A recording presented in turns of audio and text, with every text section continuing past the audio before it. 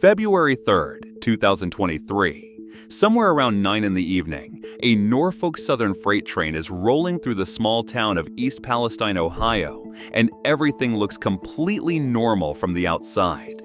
The engineer is doing exactly what he is supposed to do.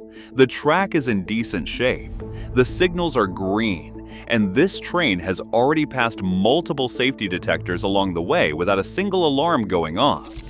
There are 149 cars behind 3 locomotives, 17 of them carrying hazardous materials including vinyl chloride, and this thing weighs close to 18,000 tons, stretched out over almost 2 miles of track.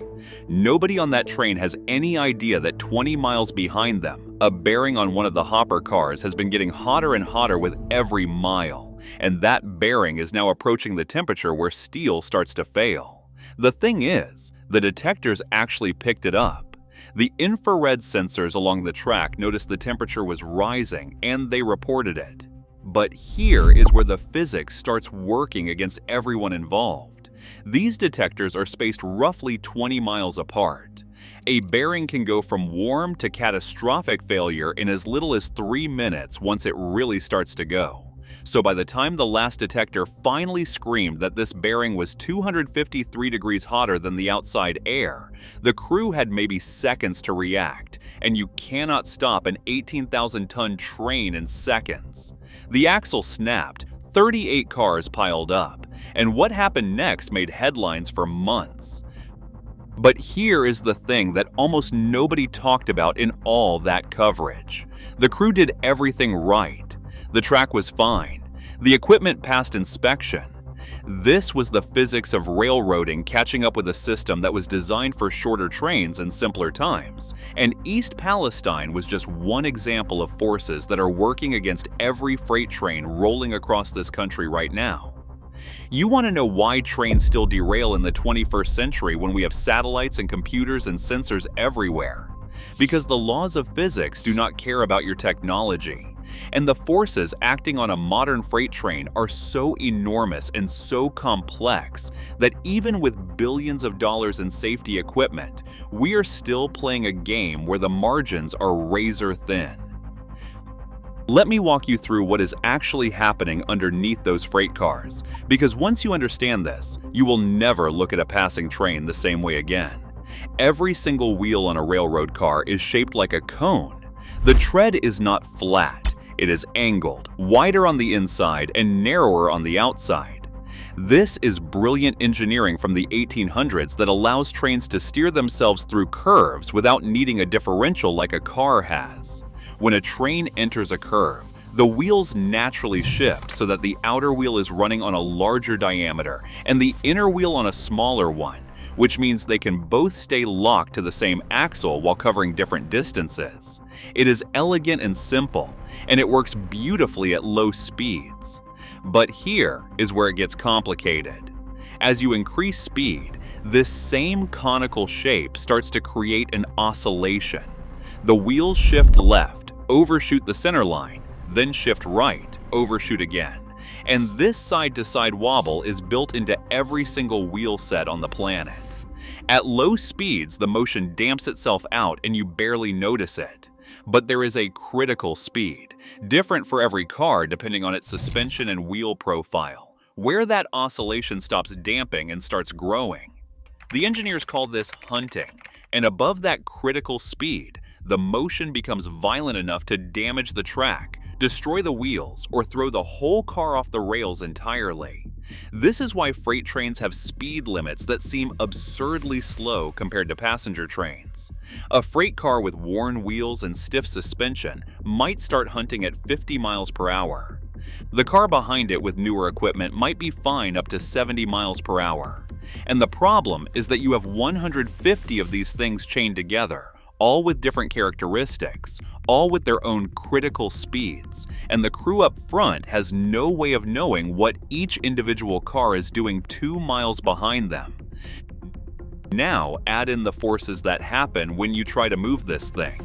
Every coupler between every car has slack in it, maybe 6 to 12 inches of free play, where the cars can move relative to each other before the connection goes tight.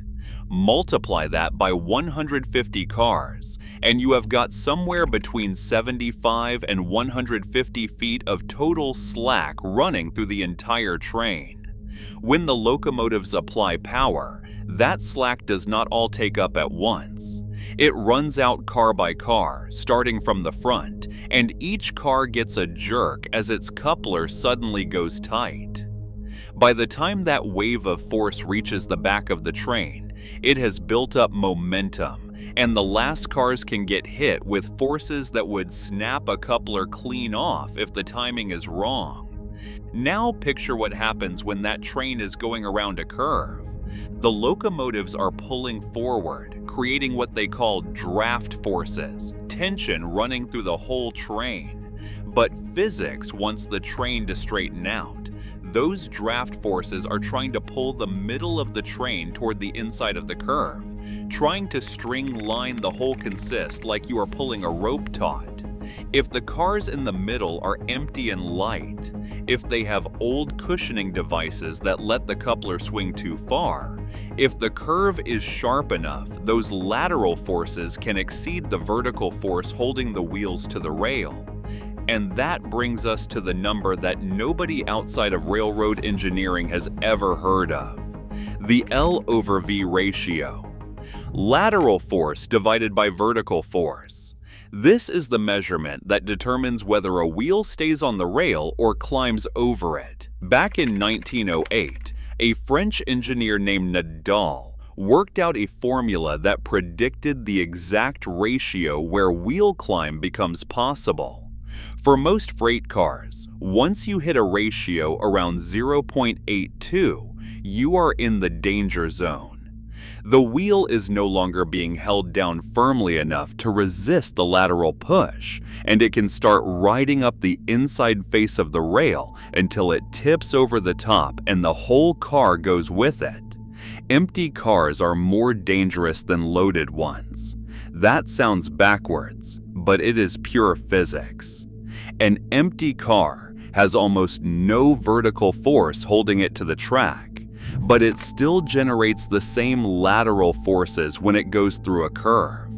The ratio gets worse, the margins get thinner, and this is exactly what happened in Toronto in 2019, when Canadian National was pulling 82 cars through a yard, and the 26th car, an empty auto rack, simply could not handle the stringline forces anymore.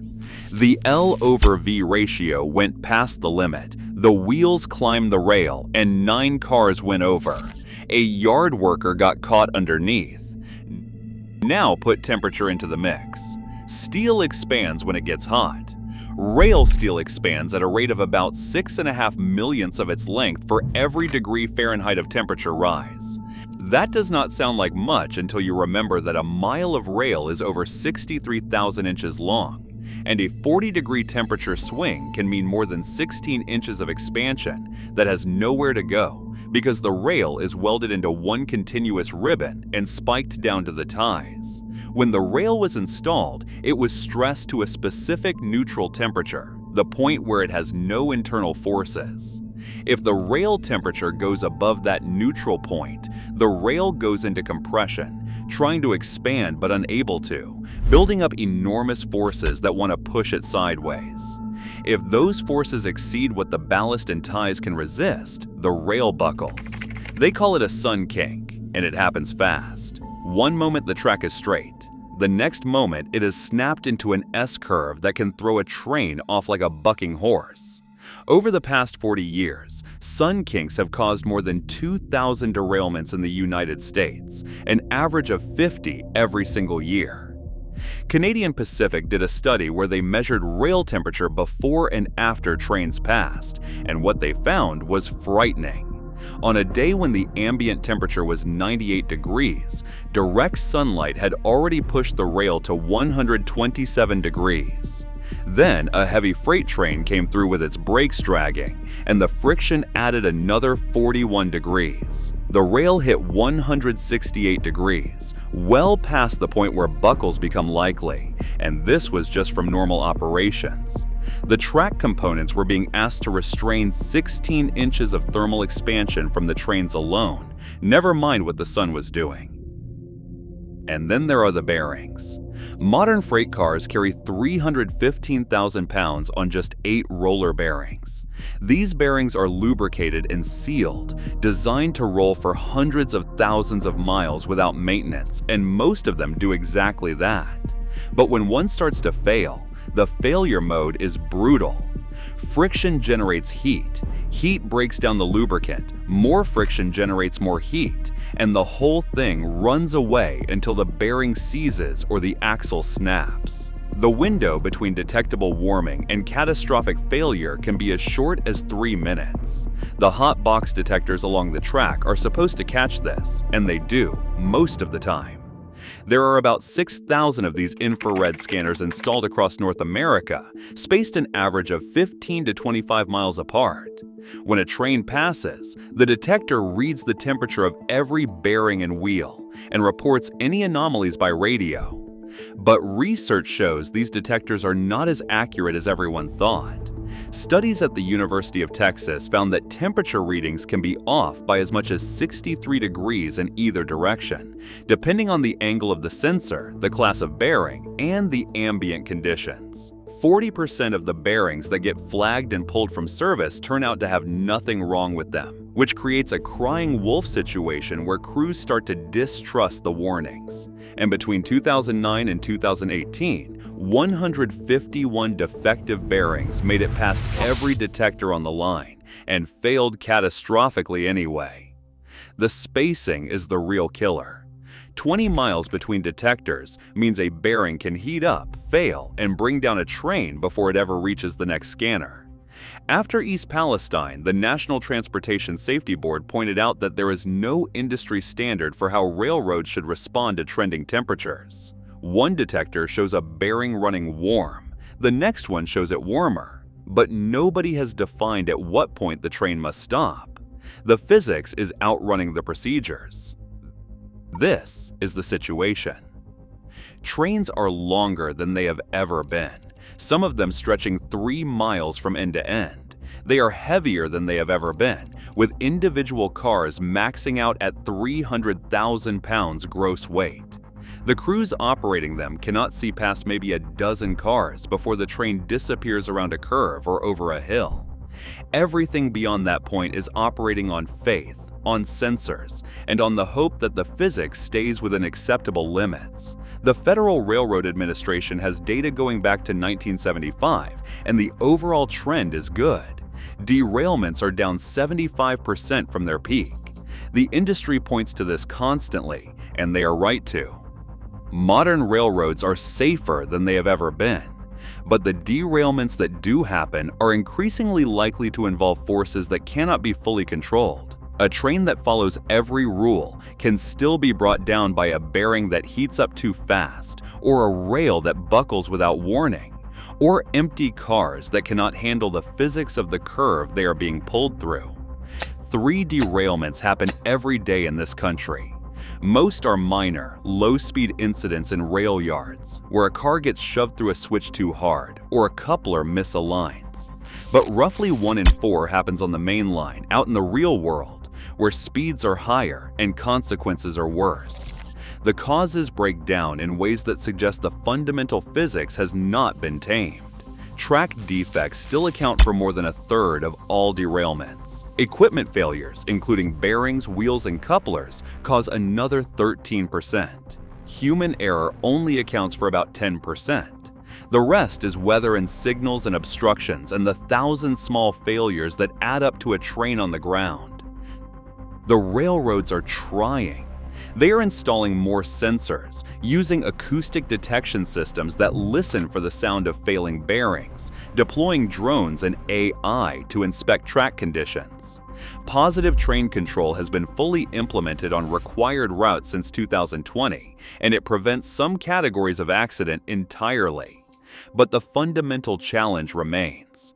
You cannot repeal the Nadal limit. You cannot stop steel from expanding in the heat. You cannot make an empty car weigh more than it does. The physics is what it is, and every freight train that rolls is operating within margins that were set by engineers a century ago and have not changed since. 18,000 tons, 2 miles long, 8 bearings per car supporting 250,000 pounds each, 75 feet of slack running back and forth like a wave with every change in throttle or brake, rails that are trying to buckle on hot days and crack on cold ones, curves that tend to send empty cars straight off the inside rail, wheels that want to hunt themselves into oblivion above critical speed, and sensors that can only see what is happening right now, not what is about to happen 3 minutes from now. The next time you are stopped at a crossing and a freight train goes by, count the cars. Watch how they move. Notice the way some of them rock more than others, how the couplers jerk and settle, how the wheels make different sounds depending on how worn they are. Every one of those cars is a physics problem in motion, and the only thing keeping them on the rail is a combination of good maintenance, good luck, and margins that are thinner than most people would be comfortable knowing about. That is where it stands right now.